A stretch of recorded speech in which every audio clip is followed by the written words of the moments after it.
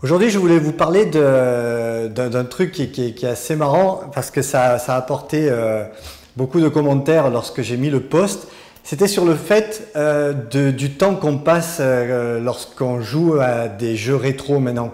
Je m'explique. Dans les années 80, on n'avait pas beaucoup d'options pour jouer. J'avais un ordinateur. J'ai jamais eu deux ordinateurs en même temps. J'ai toujours eu un seul ordinateur. Et en fait, qu'est-ce qui se passait? Les jeux, soit on les achetait, soit on les copiait. On piraté, mais c'est pas pareil. Donc qu'est-ce qui se passait lorsque on recevait d'un ami une cassette ou une disquette bien copiée avec discologie et tout ce qu'il faut dedans? On les prenait un par un et puis on les épuisait jusqu'à la fin. On allait à fond. On avait cette soif de découverte et ça c'est mon ami Krapahut, je crois, qui me l'a dit. On voulait, dans les jeux d'aventure, par exemple, les jeux d'aventure textuels, on voulait voir quelle serait la prochaine image. Donc on prenait notre temps. Et puis on n'avait pas beaucoup le choix. Donc on prenait ces jeux et on les finissait. Aujourd'hui, c'est quand même différent. Aujourd'hui, avec l'arrivée des cartouches multijeux, on va dire, depuis la naissance des cartes SD, mini SD ou de l'USB, on a nos consoles qui sont multijeux. Qu'est-ce qui se passe?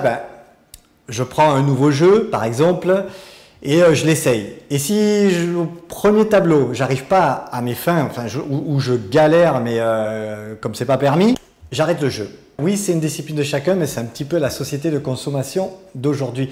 Chose qui n'était pas pareille dans les années 80 et 90. Un collègue nous prêtait un jeu, on allait passer le week-end sur le jeu. On jouait à ce jeu, on voulait absolument dominer ce jeu. C'est ce qui nous arrive en fait maintenant. Quand on a un peu de temps, malgré notre famille et toutes nos obligations, notre travail, parce qu'on est des adultes maintenant, pour certains, on met les jeux dont on a un bon souvenir.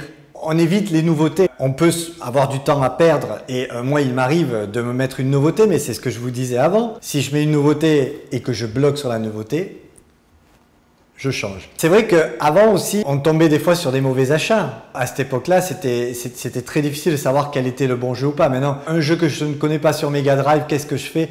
Je vais sur Internet, je vais sur Twitter, hashtag Mega Drive et je regarde. Ah tiens, ce jeu, tout le monde dit qu'il est bien, je ne l'ai jamais joué, je joue. Et j'essaye. Avant, c'était pas ça. Avant, on avait les tilts, surtout les guides machin. Donc, avec les étoiles qui nous disaient des bons trucs dedans. Je suis sûr que vous y voyez rien là, parce que la fenêtre, elle brille là-bas. Enfin bref, ce que je voulais dire, c'est que c'est tout ce qu'on avait. Donc, on achetait le jeu en confiant à ce que nous disaient les journalistes ou pseudo-journalistes.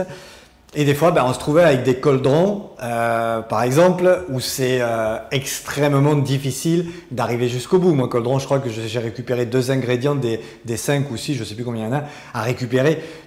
Et je l'avais acheté en cassette. J'ai insisté, j'ai joué pendant des mois et des mois et des mois. Coldron, maintenant, je prends coldron, à la première chute de balai, j'éteins le jeu, je passe à autre chose. En fait, voilà, c'est ce que je voulais dire, c'est ce que je voulais apporter par rapport à mon article. Est-ce que maintenant, vous prenez le temps, vous, rétro gamer, est-ce que maintenant, vous prenez vraiment le temps, lorsque vous découvrez un jeu ou lorsque vous jouez à un jeu dont vous n'avez jamais joué avant, est-ce que vous prenez le temps d'aller jusqu'au bout, de voir si vraiment il est si bien que ça? Est-ce que vous faites ça? Parce que moi, personnellement, je le fais pas. J'ai plus le temps. Enfin, je sais pas, j'ai plus le temps. Je suis trop vieux. Surtout pour... non. Je suis vieux.